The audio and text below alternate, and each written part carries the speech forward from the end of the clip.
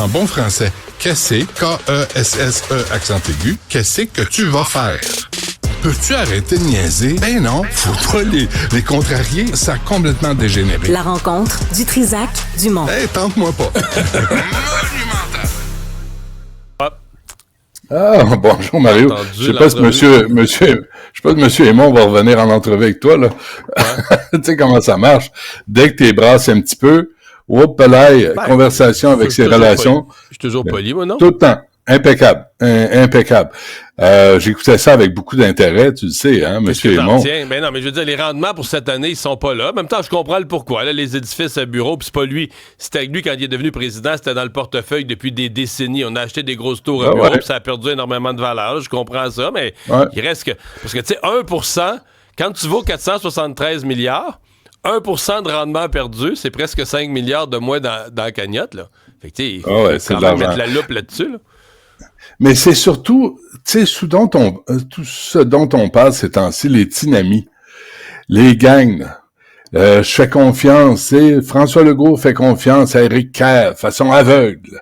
Puis on le sait qu'Éric Kerr le savait, la catastrophe s'en venait pour sa clique. Il l'a dit à M. Malenfant, puis son adjoint le savait. Là, monsieur Aymon dit, réitère sa pleine confiance envers le patron du REM. Tu sais, il est là, puis il dit, sans Jean-Marc Arbeau, il n'y a pas de REM. Puis là, toi, tu te dis, il n'y a pas de REM, mais il marche pas, le REM. C'est pas grave. Plus que ça, Mario, faut se rappeler, puis faut rappeler aux gens, le REM, là, en septembre 2023, on a annoncé que le REM allait dépasser le budget de 1,650 milliard. Puis que la CDPQ, la Caisse de dépôt, donc nous, on allait absorber les coûts supplémentaires. Pas de trouble. C'est pas grave. Monsieur Arbeau a toujours la confiance. Je suis pas sûr que monsieur Aymon ait sali son joli petit pantalon sur un siège du REM pour aller parler aux gens. Là, il a dit, on comprend la colère, on comprend. Non, il la comprend pas. Parce que c'est pas lui qui était pogné en pleine tempête sur un coin de rue à essayer d'aller travailler ou essayer de revenir à la maison, aller chercher les enfants, préparer du souper, puis faire les devoirs. C'est pas lui, puis il comprend pas ça parce qu'ils sont tous dans leurs petits locaux, dans leurs locaux de conférence, avec le petit café qui est prêt, puis l'air climatisé, la chaleur. Je comprends ça, mais je pense qu'il comprend quand même que le monde n'est pas de bonne humeur. D'ailleurs, il l'a assumé. Je pense pas, non. Il l'a assumé pleinement. Ben là, il... Je pense pas, non. Monsieur Aymon comprend rien de ça. Il comprend pas la vraie vie du monde qui se lève le matin pour aller travailler, puis qui revient, puis qui se fie sur un système de transport en commun qui ne marche pas et pour lequel on paye encore. Ouais. Et M. Aymon dit, M. Arbeau est extraordinaire, mais c'est 1,6 milliard. On parle de 1,5, on parle de plus de 500 millions pour la SAC-Clic. Le REM, c'est 1,650 millions. Ça te tente pas de t'intéresser à ça aussi, Charles? Mais... Ça te tente pas de nous justifier ça parce que, excuse-moi, là, M. Arbeau, là, faudrait informer M. Aymon, il ne descend pas du ciel. C'est pas un ange incarné. Puis il y a des problèmes, les gens se fient sur eux et ils les laissent tomber. Mais c'est pas grave, ils l'aiment pareil, puis on va aller luncher ensemble. C'est poussé la loque, là. Les gens sont écœurés de ça. Ouais, mais juste d'abord... c'est vrai que Jean-Marc Arbeau a un CV impressionnant. Moi, ce qui m'énerve, c'est qu'il répond pas de ses actes. D'ailleurs, c'est-tu normal qu'on peut parler au président de la Caisse de dépôt, qui accepte de répondre sur le REM, mais le gars qui était CDPQ infra, directement en charge du REM, lui, on peut pas y parler. Mais ça, c'est de l'arrogance, c'est du mépris. Tu comprends que c'est de l'arrogance. Alors, juste là-dessus, Mario, si Jean-Marc Arbeau a ce genre d'arrogance et de mépris envers les médias, quel genre d'arrogance et de mépris a-t-il envers les citoyens qui payent son REM qui dépasse d'1,650 milliard? Ouais, mais le dépassement de coût, il n'y a aucun projet de ce genre-là qui se réalise sans dépassement de coût. Puis en plus, ils ont eu la pandémie, ça a retardé. Donc, en perdant un an... En 2023, arrête avec la pandémie, ça cramouille. En 2023.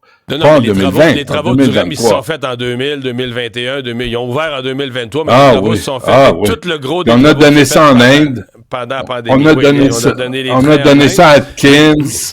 Ceci dit, moi, c'est ce que j'allais dire, c'est que M. Aymon, moi, je m'attends à des résultats. À la limite, là, si vraiment il est fâché contre Catherine Realis, puis le consortium, là, les Alstom, puis les gens les autres qui ont été payés, sont payés, ils ont fait beaucoup d'argent avec le REM, les entreprises, les opérateurs.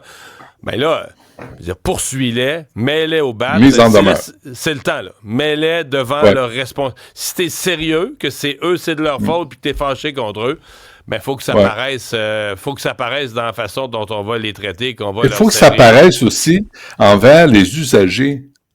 Là, donner un rabais aujourd'hui quand ça marche. Depuis que oui, mais ceux qui ont payé.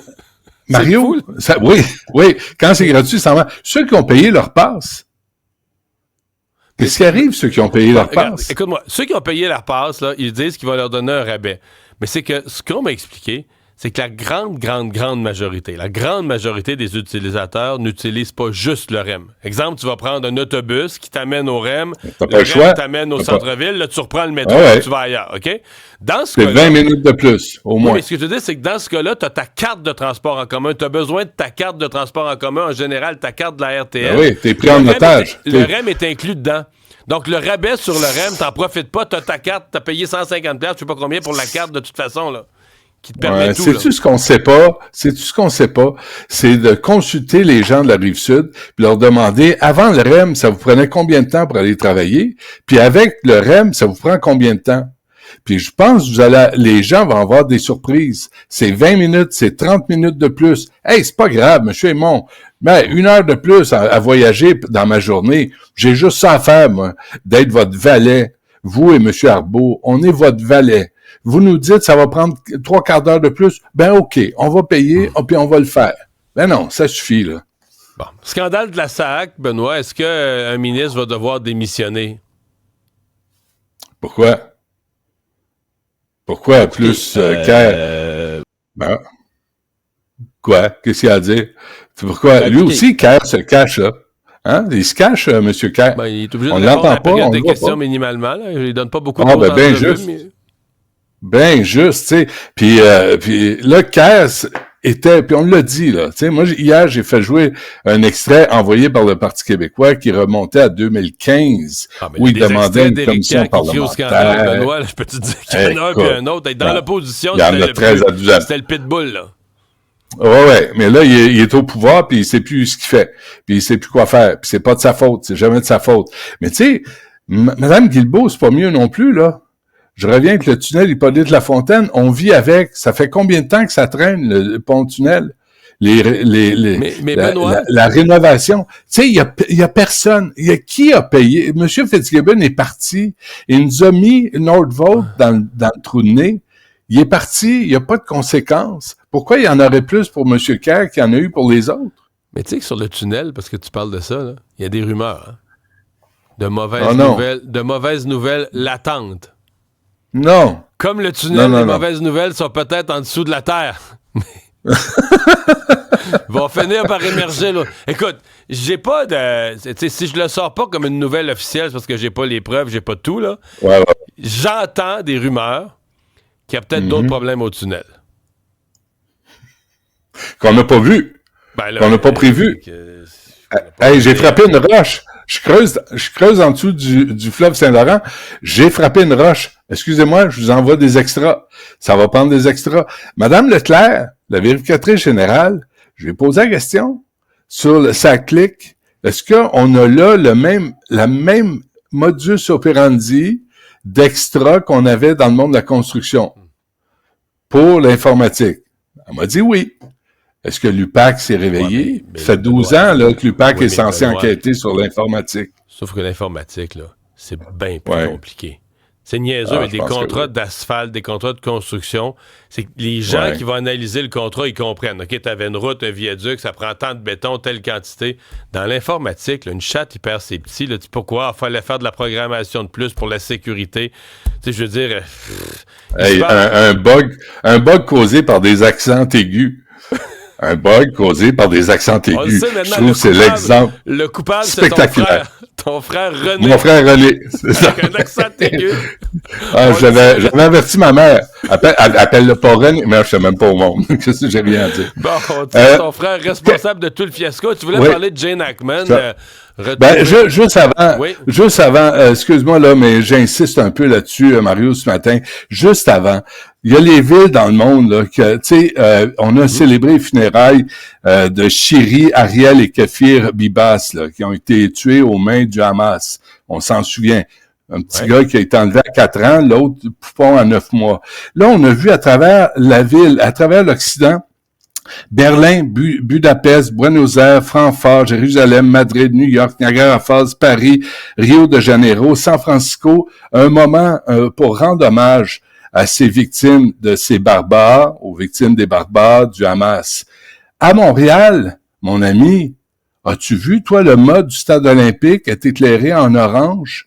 Est-ce qu'on a fait ça au pont Champlain pour souligner l'horreur qu'a vécu et que vive la famille Bibas? Donc, il n'y a rien qui fait ici, hein? Rien. C'est indécent de la part de Valérie Plante. C'est quoi son rapport au Hamas? Elle laisse des prières de rue se dérouler à Place Ville-Marie et nous écœure à bloquer des rues. Et il scande des slogans haineux. Ça va. Mais à Montréal, ni à Toronto, puis Olivia Charles, c'est pire que Valérie Plante, on n'a pas eu la décence de souligner la mort de ces 2 enfants-là.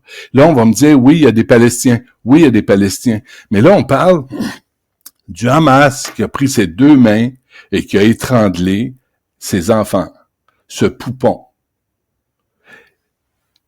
On n'en peut plus de la guerre. On n'en peut plus. Moi, j'en peux plus.